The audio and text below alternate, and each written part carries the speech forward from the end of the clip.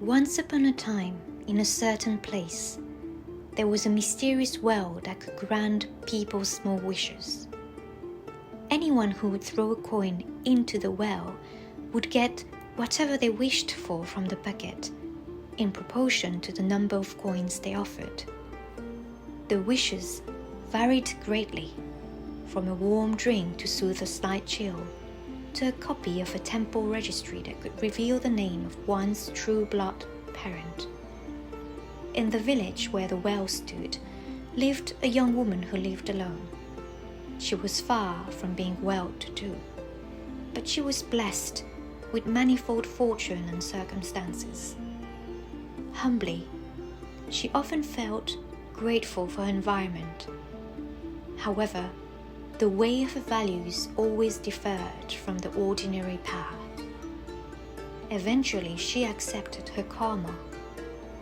One day, in the early afternoon, the woman was terribly hungry. As she always did, she went to the village well, and as usual, she tossed in a few coins. But that day, what could it have been? The bucket came up empty. Her eyes were fixed on the bottom of the well. It was deep and dark, cool to the touch, and somehow strangely alluring. As she made her way home, the woman thought to herself, the village's everyday life looked somehow different. "Hey, ants! They're ants!" cried the children, running freely through the fields, playing with boundless energy. "Rude kids, don't be lazy!" shouted the adults, sweat pouring down their faces as they labored earnestly, calling out to the children to help. Watching all this absent-mindedly, the woman's stomach let out a tight, aching roll.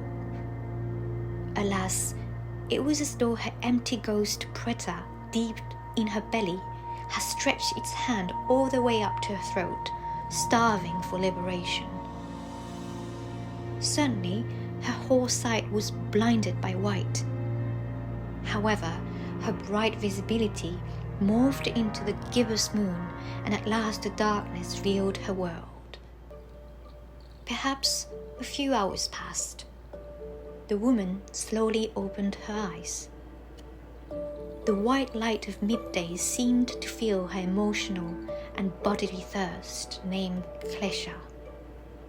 Someone appeared to have laid her down in the shade of a tree. The leaves rustled softly in the breeze.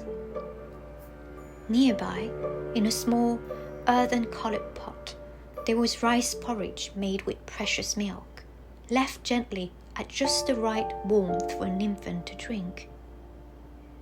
The woman partook of a humble mouthful of the milk porridge. Almost immediately, toasty warmth spread through her body. "This milk porridge may be something someone in the neighboring village needs," she murmured, and once again began to walk.